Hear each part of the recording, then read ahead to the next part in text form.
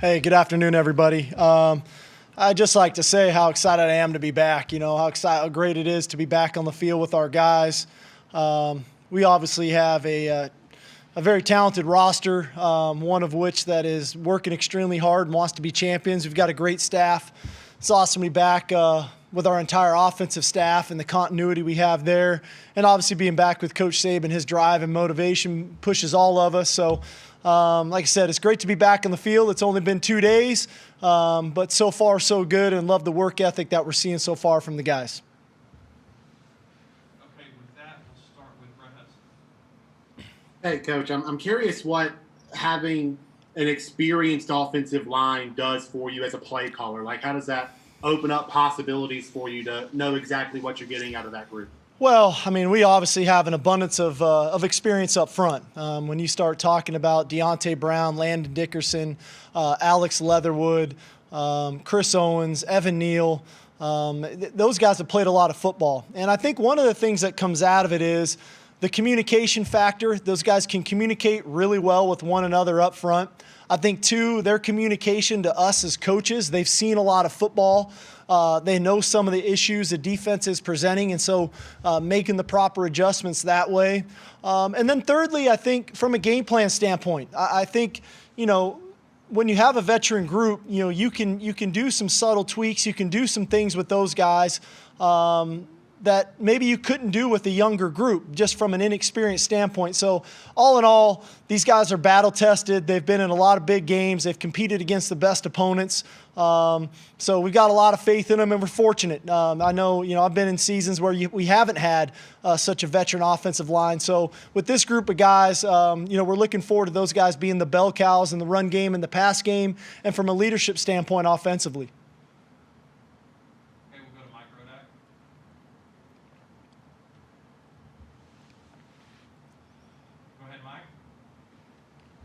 Sorry about that. I just had to unmute there. You had a little bit of a health scare this summer. Just that came out with a statement about the surgery. Just what was the story behind that, and what might be important about fans to know about early detection on that issue? Well, I'll tell you what. I think first and foremost, it's one of the values of being at University of Alabama. We do an extensive executive physical, and Coach Saban is the one that really promotes that.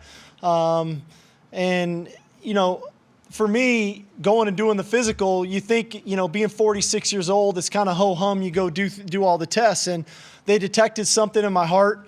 Through further tests, recognized that, hey, we might have to do even further tests, and we did that, and, they had to have surgery. And I think, for the most part, Dr. Richardson was fantastic, who I dealt with. I think what comes out of it is we never know how healthy, how sick. We can feel great. I felt great. And at the end of the day, I had to have open heart surgery. And, you just try to surround yourself with the best people. You take advice. Coming out of that surgery, I've just tried to follow the protocol from my doctor, and what I needed to do is the steps. This week is going to be 8 weeks out on Thursday. And then the protocols here at the university. I don't know if there's anybody that kind of abides by the COVID rules that we have here more than me. But I think all in all, I feel great. I feel healthy. It allowed me to lose some weight, so I feel good about that. A little lighter on my feet at practice. But all in all, very fortunate that I had that physical. Very fortunate I had a great doctor to do the surgery and all the people surrounding me. And at the end of the day, life goes on. I feel very good. Hey, Sark, you got a great stable of running backs with Najee and Brian and Trey and Keelan and those freshmen coming in. As an experienced play caller, how many can you realistically work into a rotation and keep guys fresh while also keeping them in rhythm? Well, I think last year was probably one of the first times around here where we leaned so much on one back the way we leaned on Najee, especially kind of the last 2/3 of the season. I think ideally we would like to have a little bit more rotation so that Najee is maybe a little bit more fresh into the second half. We always felt like, man, it's been how many ever carries, and we like to throw the ball to the back, and so it's not always the carries, it's the catches too. So I think there is a fine line in finding that rhythm for kind of your lead runner, but also your complementary backs. Whether it's the third series of the game and giving them the series, or special situations, maybe third down where a certain guy can go in and utilize his talents. But there definitely is a rhythm for the lead runner, but there's also a rhythm for the complementary backs. And, with Brian Robinson, Trey Sanders, some of our younger players that have really shown me some stuff here in the first couple of days. We're obviously very fortunate to have Najee come back for a senior season, but the experience Brian Robinson brings, the explosiveness Trey brings, and then when you start talking about Roydell, Jace, and Kyle Edwards, we've got a pretty good stable of backs, all a little bit different. And so our job is to find the things that those guys do well, and then when it is their turn to go in the game, to make sure we're putting them in position to have some success. Okay, next we'll go with Cecil Hart. Cecil, go ahead. Hi, Coach. This is Cecil Hurt at Tuscaloosa News. Can you hear me okay? Yes, sir. How you doing? Okay, great. Good to talk to you again. I guess I'll ask the quarterback question. You have a quarterback who's had some game experience, who's won a bowl game. You have one, at least among your scholarship guys, who been in the system for a year, and then you have one who early enrolled, but there was no spring. So with Mac, with Paul, and with Bryce Young, how does that affect their development, and what have you seen from them so far? Well, I guess I'll start with Mac. I think first and foremost, there's nothing like game experience. And although we try to get our backups in games, and that is something Coach Saban has done historically, I think Mac got kind of thrown to the fire in the Tennessee game, if we remember. And I think if you look back, and Mac will be the first one to tell you, a little bit of shock and awe getting thrown into that game, and took a couple hits and maybe didn't play his best. Then he gets a start against Arkansas, plays pretty well. And then Tua goes down again, and we got to go to Auburn, coming off the Western Carolina game. He's got to start that game against a very good defense. And Mac really had two bad plays in that game. Unfortunately, they were for 14 points for Auburn. But the rest of that game, the guy showed me a lot of toughness, a lot of moxie, stood in there, took hits, rebounded from those difficult plays, drove us down when we needed it. So got a lot of confidence there, and then went and played a very good Michigan defense, very aggressive front, and did some nice things in that game. So that experience, I think, was very helpful for him. For Paul, getting a year just in the system as a freshman, that's huge for a guy, just getting reps. And, when you're going through it as a young player, sometimes things don't make sense. In year two, it's like, oh, that's why we call this, that's why we call it that. So definitely through 2 days, seeing some improvement through him that we didn't quite see a year ago. With Bryce, I've been really impressed. It was hard for him not having spring practice. But the guy definitely studies the game. He works at it. He's got a great attention to detail. He has a really good feel for the game. And although it's only been 2 practices, which is not a lot, we haven't even put on pads yet, you see the natural passer in him. You see the natural feel for the game. Now, there's a lot of little things we have to build on, but I think you get a sense for us, at least of an idea of the type of player he's going to be for us. We'll go to Charlie Potter next. Just going back to what Mike asked earlier about your heart condition, just how much more aware are you of everything that's going on and being cautious with this virus?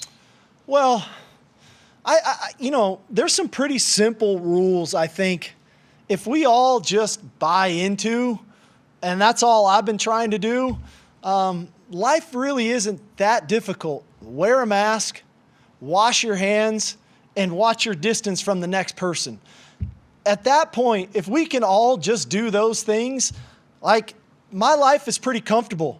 I'm not one to go into really crowded places and have a bunch of people around me without masks on, and I don't know if they wash their hands. I try to use hand sanitizer, wash my hands. I keep my mask on when I'm around other people. And even when I'm around the players, sometimes it's uncomfortable being on the field with the mask on, but I know it's the best thing for me and it's the best thing for them. So I don't know if this is a public service announcement or not, but I sure feel like if we all could just do that, things would be a lot simpler and a lot easier for all of us.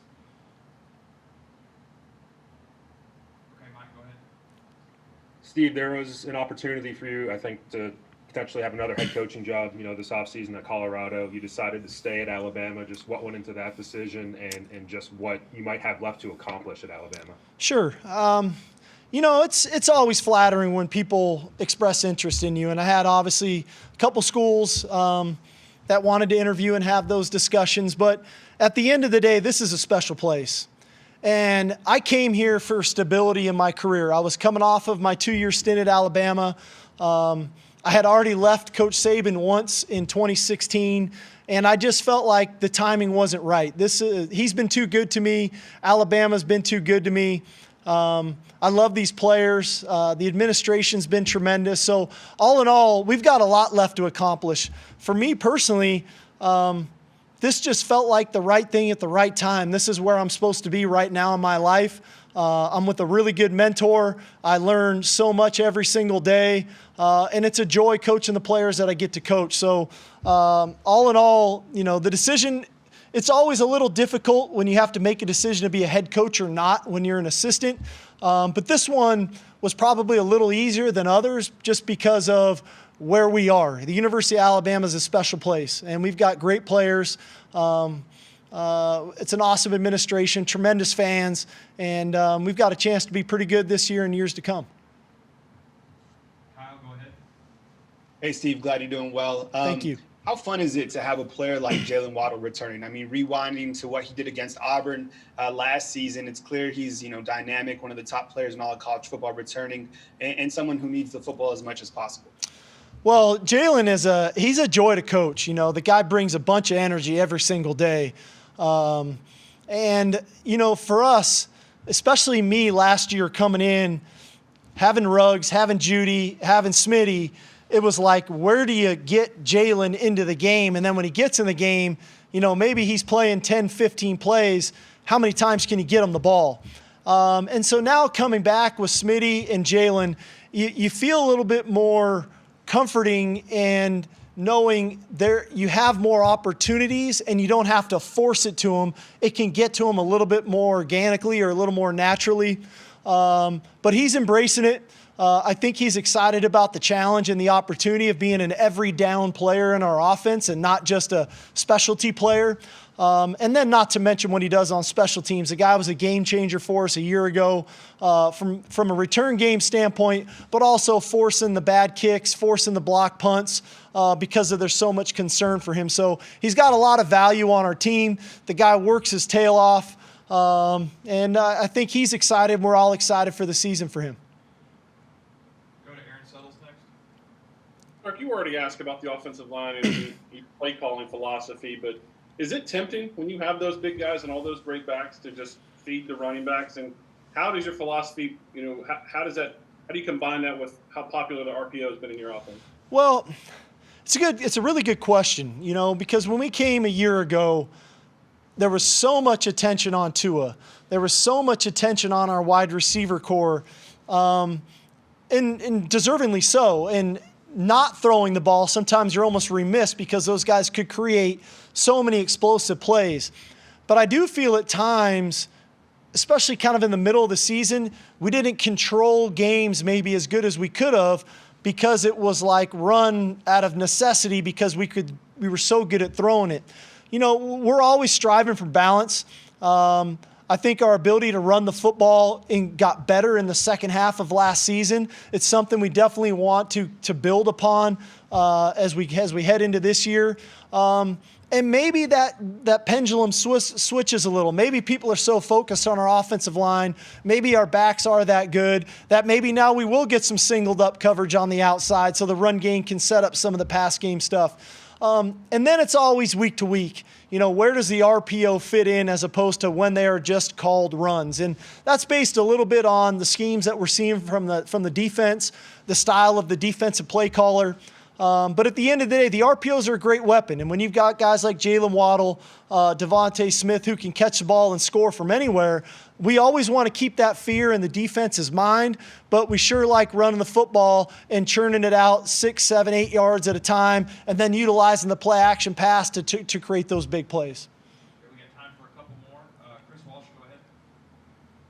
Yeah, Coach, I'm wondering if the playing 10 SEC teams in 11 weeks, if your approach changes at all with that, and if you're disappointed at all that you're not getting a shot at USC. Well, I would say this, man. The SEC is the best conference in America. I mean, this is week in and week out. Playing 10 of these games is about as close as you can get to playing in the NFL. You got to bring your A game every week, and I think that's going to be the mental challenge for our players. There are no off weeks. You've got to bring your A game every week. There's tremendous coaches. There's tremendous players.